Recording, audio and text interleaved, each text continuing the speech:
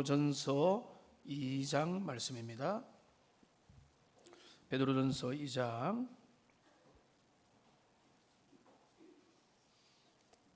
9절부터 10절까지인데요.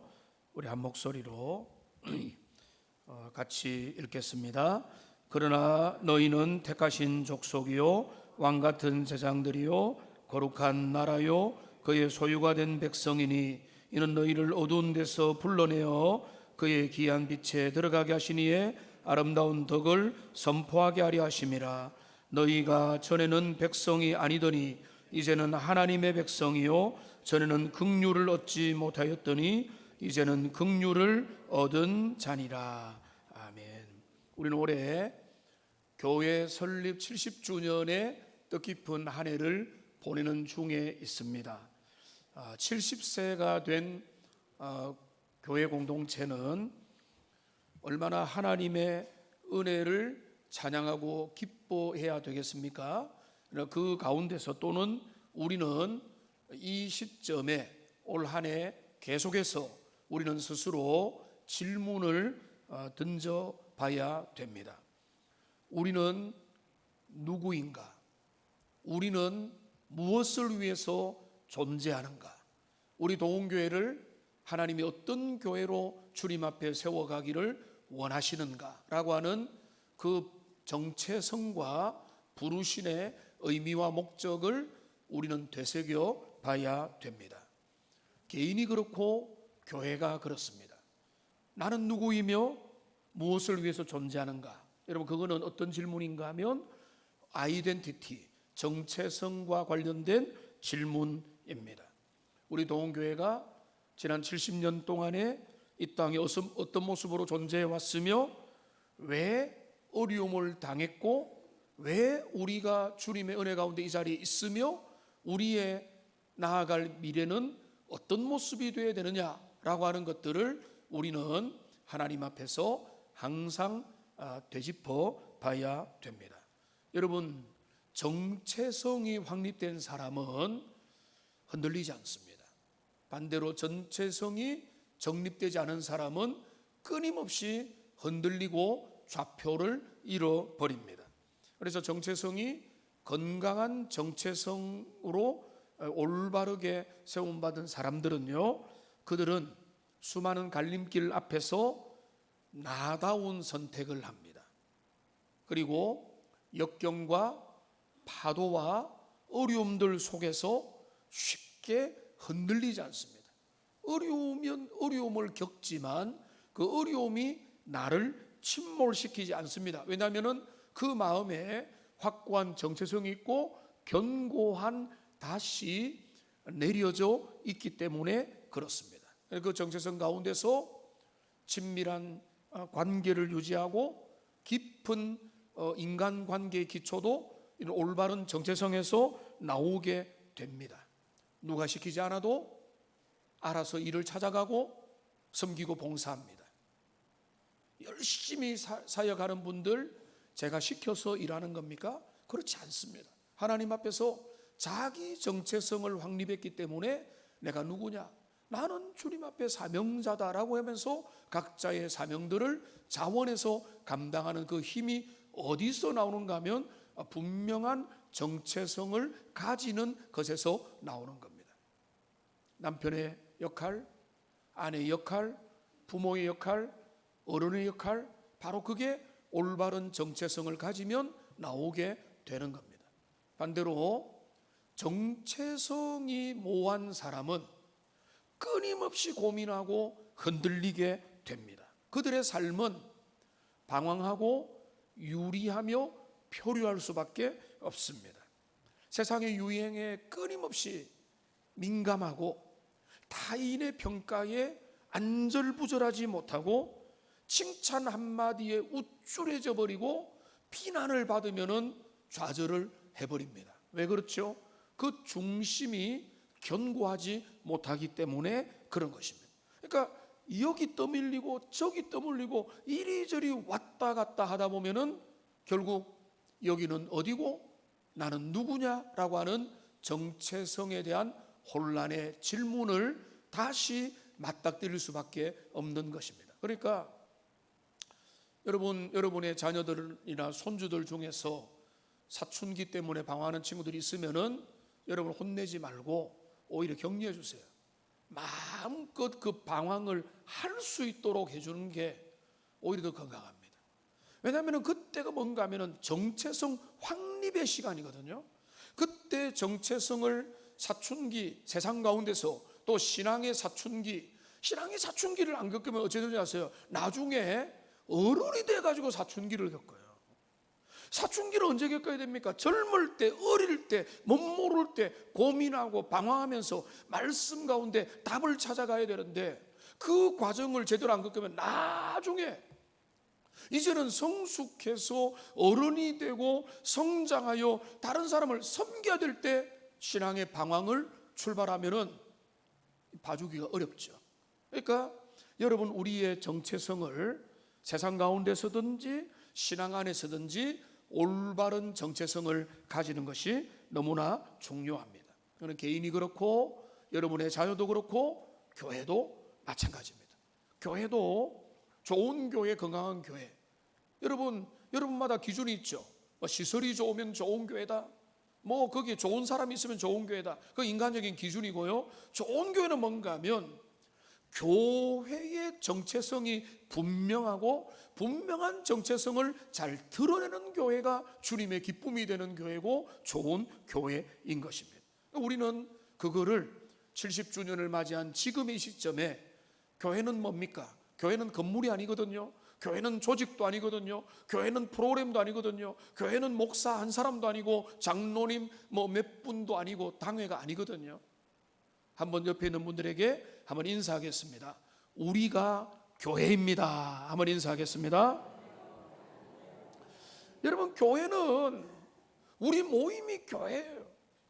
우리의 성적표가 교회의 성적표고 우리의 정체성이 전체 총합이 우리의 수준이고 우리의 모양이라는 것입니다.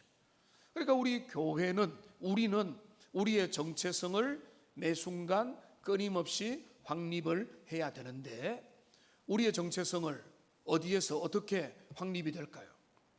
여러분, 세뇌 교육을 통해서, 이념 교육을 통해서, 어떤 사상 교육을 통해서 우리의 정체성을 확립합니까? 어디에서 배웁니까? 도서관에서 배웁니까? 세상의 시장 바닥에서 배웁니까? 경험을 통해서 배웁니까? 이 모든 걸 통해서 경성되겠지만은 신자의 교회의 참된 정체성은 어디에서 배우는가 하면 하나님의 말씀으로부터 배워야 되는 것입니다. 우리의 정체성은 성경을 우리가 왜 깊이 읽고 더 많이 말씀을 알아야 되는가 하면 말씀 속에는 하나님이 어떤 분이냐도 너무나 분명하게 하나님과 그분이 하신 일도 알려주지만 하나님께서 우리 인생을 뭐라고 하시는가, 우리는 원래 어떤 사람이었는데 어떤 자로 불러주셨는가, 우리가 누구이냐를 성경을 통해서 우리는 알게 되는 거예요. 그러니까 저도 부족하지만은 제가 가진 정체성의 많은 것은 성경을 통해서 배웠고 성경을 통해서 각인되어 가고 확립되어 가는 것입니다. 성경을 통해서 주님은 우리에게 우리의 정체성을 알려줍니다. 너는 그리스도의 신부다. 너는 하나님의 아들이고 딸이다. 너는 그리스도의 세상을 향한 편지다, 대사다, 통로다, 향기다. 너희는 그리스도의 하나님의 어린 양이다. 그리고 또 베드로 편지에 보면은 너희는 어둠을 밝히는 아름다운 그 밤 하늘을 밝히는 별이다. 성경에 그런 내용이 있나요? 저한테 찾아오시면 제가 가르쳐 드립니다. 우리에게 그걸 가르쳐주는, 너희는 누구냐, 끊임없이 우리의 정체성이 무엇인지를 우리는 성경을 통해서 배워야 되고 어릴 때부터, 젊을 때부터, 초신자 때부터 말씀을 알아가면 그렇구나, 하나님 앞에서 우리의 정체성은 이런 것이구나, 우리가 건강하게 그렇게 형성되어 가게 되는 것입니다.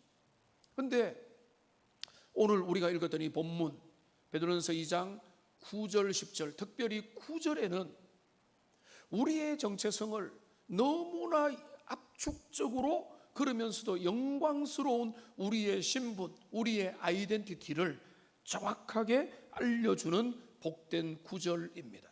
이것만이 우리의 정체성이 아니고 더 많은 것들도 있겠으나 여기에 포괄적으로 너는 누구냐? 교회는 어떤 존재냐? 도움교회는 어떻게 하나님 앞에서 이 땅에 역사하느냐? 너희의 정체성을 우리에게 알려주고 있습니다. 그러므로 이 말씀을 통해서 우리가 누구며 우리의 좌표는 무엇이며 우리는 무엇을 위해서 살아가야 되느냐라고 하는 것들을 다시 한번 더 정립이 되기를 원합니다. 우리가 누구냐? 여러분, 포괄적으로 말하면 우리는 구별된 하나님의 백성들입니다. 옆에 있는 분들에게 한번 선언하십시오. 당신은 구별된 하나님의 백성들입니다. 이렇게 한번 이야기하십시오. 여러분, 여기서 중요한 건 뭔가 하면 구별되었다는 것입니다. 부름받았고 선정되었고 택함을 받았다는 것입니다. 그런데 오늘 본문을 가만히 보시면 오늘 본문 9절은 어떻게 시작하는가 하면 이렇게 시작합니다. 그러나 너희는 이라고 시작합니다. 한번 따라합시다. 그러나 너희는. 저는 이런 데서 감동을 받거든요. 여러분, 여기 그러나 너희는 이라고 하니까 바로 앞에 뭐가 나오겠습니까? 여기 8절에 보면은 믿지 아니함으로 넘어지는 자들을 여기에 나와 있습니다. 세상 사람들입니다. 이리저리 표류하고 그들의 가치관과 시대 정신과 세상의 유행과 트렌드와 세상의 그 시대의 정신에 몰두하고 거기에서 우왕좌왕하고 거기에서 결국은 믿음이 없기 때문에 넘어지고 그리스도를 받아들이지 못하고 하나님에게서 떠나 있는 자들이 있습니다. 앞에 그 내용들이 다 소개되었는데, 그런데 여기 너희는 누구냐라고 할 때 오늘 베드로는 성경은 우리에게 말합니다. 그러나 너희는 다르다는 것입니다. 너희는 택함받았고 너희는 구별되었고 너희는 주님의 독특한 부르심으로 사명으로 불러주셨다. 이게 우리의 정체성인데요. 그러니까 우리는 이 세상 가운데서 택함받아 구별되었다는 것입니다. 그 구별된 신분이 뭐냐? 여기 네 가지로 나오고 있습니다. 첫째는 뭔가 하면 택하신 족속이라. 구별된 백성이라는 게 첫 번째 나오는, 하나님이 우리를 택해 주셨다는 것입니다. 교회는 여러분이 이렇게 생각해요. 내가 선택했는데, 내가 동원교회 나오기로 결심했는데, 내가 내 결심에 따라 나오는데, 여러분 그렇게 생각하면 안 돼요. 지상의 교회는 그럴 수 있지만은 우리가 이 땅에서 믿음의 길로 순례자의 길을 걸은 것은 내 뜻이 아니라 우리 주님의 택하심 가운데 있는 줄로 믿습니다. 주님이 우리를 불러주신 거예요. 그러니까 그거는 내가 결정하고 내가 선택한 것 같은데 그게 아니에요. 주님이 많은 세상의 사람들 가운데 우리를 택하여 지명하여 불러주신 거예요. 저도 마찬가지입니다. 여러분도 마찬가지. 우리를 주님이 택하여 주셨다. 이거를 좀 더 고상하게 말해 보겠습니다. 장세전에 삼일체 하나님께서 예정하시고 예지하셔서 하나님의 구원의 자리로 이끌 자를 만세전에 그리스도 예수 안에서 하나님의 자비와 긍휼로 우리를 택정하여 주셨다는 겁니다. 그런데 그 택한 자는 반드시 뭔가 하면 역사의 현실 가운데서 믿음으로 나오게 되어 있습니다. 택했는데 죽을 때까지 믿지 않는다, 그런 사람은 없다는 말씀입니다. 그러니까 여러분 무엇입니까? 우리가 지금 주님을 믿고 살고 하나님 앞에 하나님의 자녀가 되어서 사는 것은 하나님의 택하심 가운데 있다는 것입니다. 우리의 신분은 바로 것입니다. 택하신 족속이다. 여러분 이거를 항상 기억하고 마음에 새기는 여러분들이 되시기를 소망합니다. 제가 1절에 말씀드렸죠. 택하신 족속, 이거를 어떤 영어 성경에는요 택한, 이게 초이스에서 택함 받은이니까 뭡니까? chosen people 이렇게 됩니다. 여러분 말 만들기 얼마나 좋습니까? chosen 하면은 chosen 이러니까 어떤 말이 떠오릅니까? chosen 하니까 조선 이렇게 돼요. 조선. 우리 조선은 택한 백성이다. 그렇게 막 풀어갑니다. 진짜 그렇게 믿는 사람들이 있어요. 좋긴 좋은데 그리고 완전히 성경을 뜯어 맞추는 겁니다. 그러니까 하나님이 우리나라를 특별히 택하셨다. 왜냐? 초전 피플이라고 하지 않았느냐? 조선민족을 택했다. 이렇게 가면은 완전히 알레고리고 그건 잘못된 해석입니다. 그러나 그렇다 할지라도 하나님이 우리를 택한 것은 부인할 수 없는 사실인 줄로 믿습니다. 우리를 불러 모아서 예배하고 그리스도를 높이고 하나님을 찬양하도록 이끌어 주신 것. 그러니까 우리가 우리의 신분, 우리의 정체성의 1번은 뭔가 하면 우리는 하나님의 택정함을 입은 거룩한 구별된 백성이다. 나중에 나오겠지만 내가 잘나고 내가 선택하고 내가 어떤 의의가 있어서 그런 거하고 관계없이 다만 주님의 자비와 주권과 은혜로 나를 불러주셨다. 이거를 우리가 깨닫고 고백하는 교회는 그것을 드러내고 그것을 높이고 그것을 자랑해야 되는 것입니다. 그 다음에 또 뭐라고 했습니까? 여기 너희는 왕 같은 제사장이다 라고 말을 했습니다. 우리는 세상에 어떤 존재냐? 두 가지를 같이 말하는, 왕적인 권세를 가지는데 우리는 이 땅에서 제사장 사역을 하는 것입니다. 왕의 핵심은 뭡니까? 통치입니다. 왕은 통치하는 자입니다. 그런데 어떻게 통치합니까? 그리스도가 세상을 통치하죠. 예수님이 부활하여 승천하여서 보좌에서 하늘에 있는 것들과 땅에 있는 것들과 땅 아래 있는 모든 피조세계를 그리스도가 통치하는데 우리가 그리스도 안에 있으면 그리스도와 더불어 주님과 더불어 만물을 통치하게 돼요. 지금도 그렇고 나중에 주님이 다시 오시면은 더 본격적으로 그 일을 그리스도와 함께 왕노릇한다는 것은 보좌에 앉아서 하는 게 아니라 왕노릇한다는 것은 통치한다는, 올바르게 정의롭게 지혜롭게 은혜와 사랑과 진리로 통치하게 된다. 그래서 왕적인 권위를 가졌는데 그의 신분이 뭐라고요? 제사장이라. 근데 이 제사장은 어떤 역할입니까? 하나님과 세상을 이어주는 역할을 하게 되는 그런 존재라는 거예요.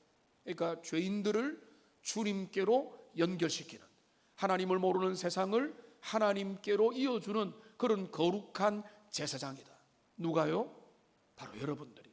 여러분, 종교개혁은 마틴 루터를 통해서 시작됐다는 거 잘 알 것입니다. 그게 어떻게 됐는가 하면 1520년에 루터가 독일 기독교 귀족에게 보내는 글이라고 하는 그 책에서 그는 정확하게 베드로전서 2장 9절의 말씀을 직접 근거로 삼으면서 그는 모든 신자는 그리스도를 의지하여 하나님 앞에 직접 나아갈 수 있는 제사장적인 권리를 가진다라고 그는 선언을 했습니다.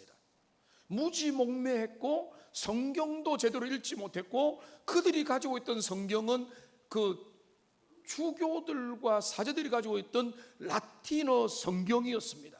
그러니까 거기에서 거리가 있었습니다. 회중들과 성도들은 성경을 읽지를 못했기 때문에 그러면 그런가 보다라고 했고, 문명의 시절에서 그들은 뭔가 하면은 사제권이 높아졌습니다. 제사장, 주교, 사제, 교황 이러면은 절대 권력자였습니다. 그러니까 그렇게 생각했는데 루터는 어느 날 말씀을 묵상하다 그게 아니구나, 우리는 직접 그리스도를 의지하여 주님의 보좌 앞에 나아갈 수 있구나, 우리는 주님 앞에 나아갈 수 있구나 하면서 뭐라고 했는가 하면은 평범한 대장장이나 평범한 농부나 평범한 주부도 자신의 주방과 자신의 논과 밭을 하나님이 맡겨주신 제단으로 삼아서 거기에서 제사장적인 사명을 살아가게 되는 것으로 부름받은 것이다. 이렇게 그가 선포했고, 이 소위 말하는, 여러분 세계사 속에서 배웠을 겁니다. 그게 바로 만인 제사장설인 겁니다. 그게 사람들의 마음을 깨쳤고 말씀을 읽어보니까 진짜 그렇고 우리가 구약에 머물러 있었구나, 사제들 중심이 아니라 우리가 직접 주님 앞에 나갈 수 있었구나 라고 하는 것입니다. 그러니까 그 권세, 왕 같은 제사장의 권세를 가지고 여러분 직접 주님 앞에 나아갈 수 있게 된 것입니다. 그게 우리의 심볼입니다. 우리는 정말로 주님 앞에서 만물을 통치하지만은 또한 세상을 하나님께로 가져가는 거룩한 제사장의 위치를 가지고 있는 것이다. 그 다음에 우리를 주님이 뭐라고 부르시는가? 우리의 정체성 세 번째는 뭔가 하면 거룩한 나라라고 우리를 부르시는 거예요. 거룩한 나라. 여러분, 이거 다음에 제가 오후에 특강을 하든지 한번 설교를 하든지 준비 중에 있는데요, 우리는 세상 나라 가운데 살고 있지만 우리의 시민권은 하늘에 있습니다.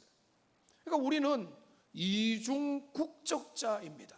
그런데 우리는 이 세상 가운데서 이 세상 사람들과 전혀 다른 스타일의 그 시민성을 보여줘야 되는 것입니다. 그러니까 여기에 너희는 나라다, 하나님의 나라다. 근데 그 앞에 뭐가 붙었죠? 한번 따라합시다. 거룩한 나라라는 거예요. 거룩하다는 것은 성경을 거룩하게 손에 들고 발걸음도 거룩하게 하고 모양새도 거룩하게 하면 좋겠지만은 그런 것보다 그들은 세상과 근본적으로 다르다는 겁니다. 세상은 이익을 위해서 싸우고 경쟁하고 네가 죽어야 내가 살고 끊임없이 야합하고 타협하고 정적을 죽이고 정치를 하고 협잡을 하지만은 교회는 다르다는 거예요. 주님의 사람은 다르다는 겁니다. 뭐가 다릅니까? 생각이 다르고 말이 다르고 마음이 다르고 결정이 다르고 선택이 다르다는 거예요. 이제 추석이 다가오는데 친지들 앞에서도 절대로 손해 안 보고, 여러분이 손해 안 보고 여러분들이 더 자기 이익을 챙기면 친지들이 볼 때 뭐라고 하겠어요? 안 믿는 친지들이 이 예수 믿는 사람 더하네. 여러분, 유행하는 말들이 있잖아요. 믿는 사람이 더하네. 믿는 사람들이 또 자기 밥그릇 더 챙기고 자기 것 더 자고 하나라도 손해 안 보려고 하고. 여러분, 그게 거룩한 주님의 백성의 모습입니까? 그게 아니죠. 우리는 무조건 손해볼 필요는 없겠지만은 배려하고 먼저 다른 사람 생각하고 다른 사람들의 입장들로 구별하면서 그들을 위해서 하는 것, 그게 바로 세상과 다른 말과 세상과 다른 가치관이거든. 여러분들 이번 명절에 그런 것들을 보여주기로 결심하기를 바랍니다. 나의 어떤 욕망과 나의 어떤 이익과 내게 편리한 것을 구하지 말고 내가 어떻게 저들 가정에 모범이 될까? 저들이 어떻게 감동을 줄까? 은혜를 줄까? 사랑을 줄까? 내가 할 수 있는 역할은 뭘까? 어떻게 하면 내가 나를 통해서 우리의 본가와 저가와 많은 모임들이 더 좋아질까를 여러분 생각을 해야 되는 것입니다. 이 세기에 지금부터 오래전에 초대교회가 시작되고 난 직후에 터툴리아는 그의 책 변증론, 지금도 있는 책입니다. 그 책에서 어떤 기록이 있는가 하면 로마 사람들이 그리스도인들을 어떻게 평가하는가를 거기에 적어 놓았습니다. 뭐라고 적어 놓는가 하면 한마디로 말하면 이렇게 되는 겁니다. 보라, 저들이 얼마나 서로 사랑하는가. 이렇게 적어 놨어요. 교회는 그걸 보여주는 겁니다. 우리의 모임은 그걸 보여줘야 되는 거예요.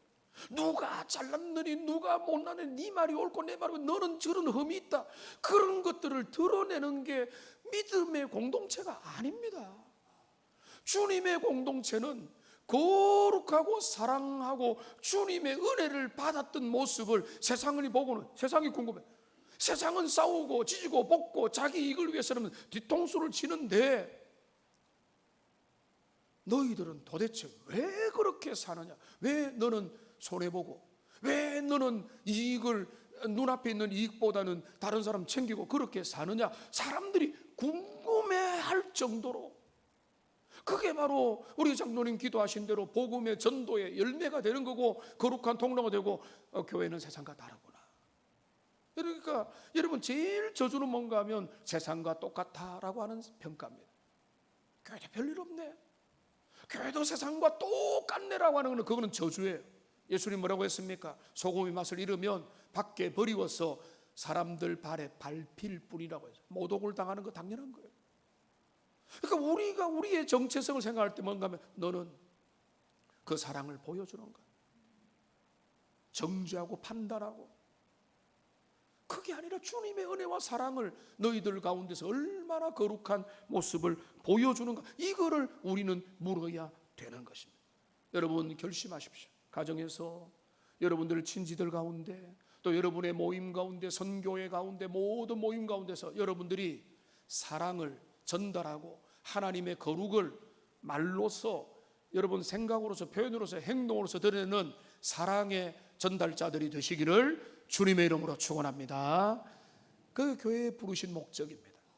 그 다음에 마지막 네 번째는 뭔가 하면 우리는 누구냐? 하나님의 소유가 된 백성이다.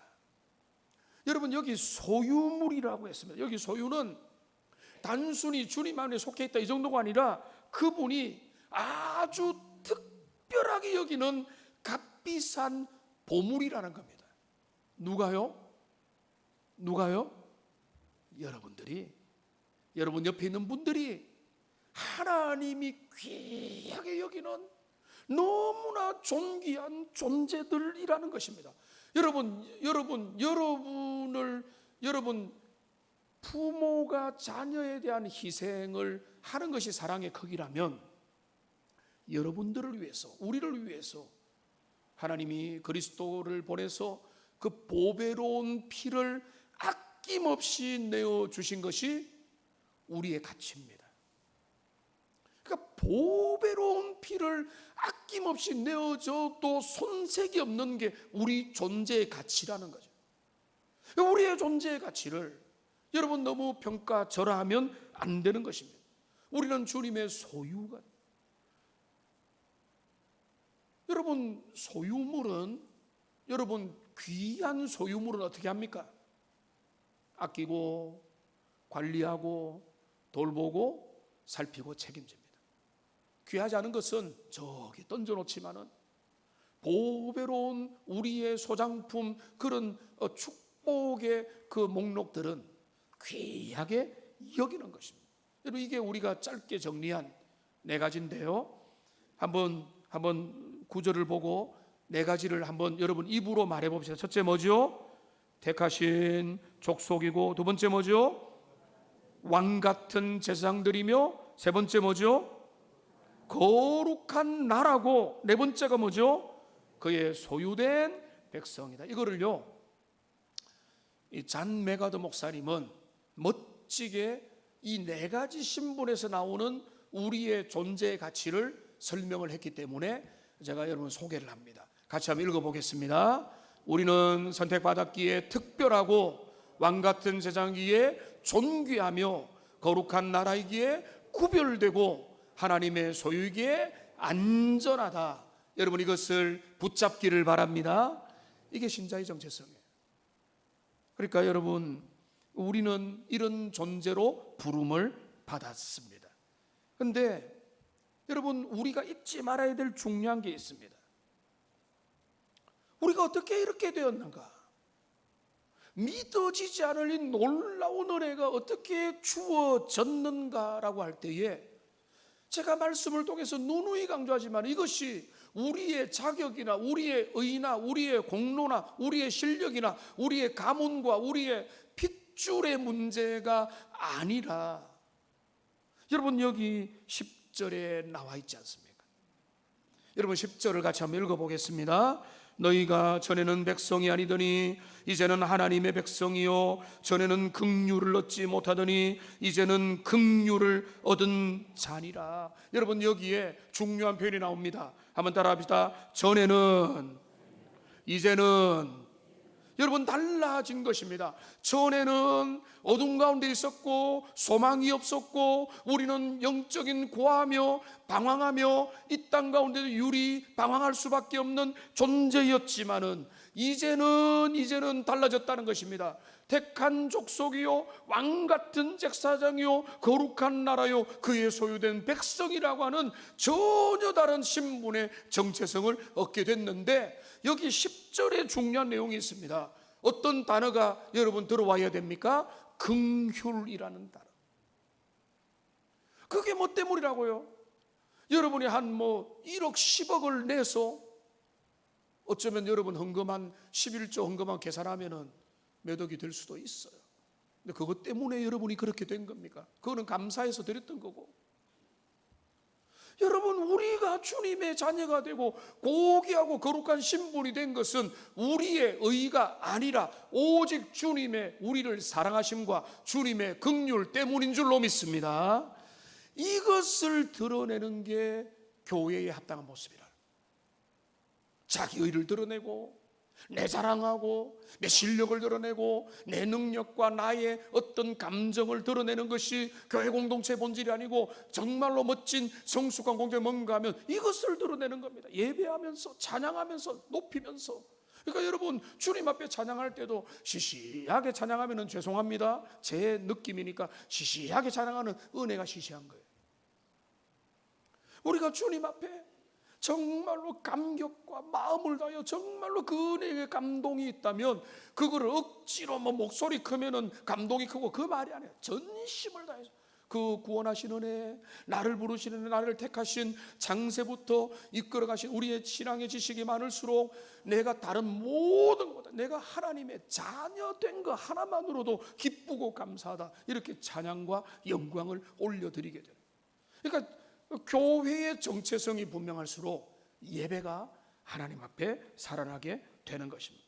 그러니까 우리는 원래는 하나님의 백성이 아니었고 고아였고, 그런데 주님이 우리를 하나님의 거룩한 자녀로 불렀는데요, 저는 여러분들 중에도 일부가 있을 수 있겠지만은 여러 해 동안의 목회를 해오면서 제가 이상하게 여기는 현상들이 하나 있습니다. 여러분 중에 소수가 해당이 될 수도 있습니다. 어떤 분들은 정체성의 균형을 잃어버렸어요. 그러니까 지금 여기 제가 이런 이야기를 해주겠는데, 찬송가에 보면은 나 같은 죄인 살리신 어메이징 그레이스라고 하는 유명한 찬양이 있지 않습니까? 그 찬양의 작곡 작사자가 존 뉴턴입니다. 그는 젊은 시절에 노예 상인이었습니다. 그래서 노예를 막 팔아넘기고 아무것도 모르고 막 그거를 아무 죄책감 없이 했다가 은혜를 받고 깨닫고 난 다음에 그는 이제 죽음 앞에 서서 사람들 앞에 내 묘비명에 이렇게 기록을 해달라고 말을 했습니다. 그는 이렇게 말했습니다. 이곳에 한때 불신자요 방랑자였으나 아프리카 노예들의 종이었던 존 뉴턴이 묻혀 있다. 그는 우리 주 예수 그리스도의 풍성한 자비로 구원받아 용서받았고, 그가 오랫동안 파괴하려고 했던 바로 그 신앙을 전파하도록 부름받았다. 이렇게 기록을 해달라고 했다는 거예요.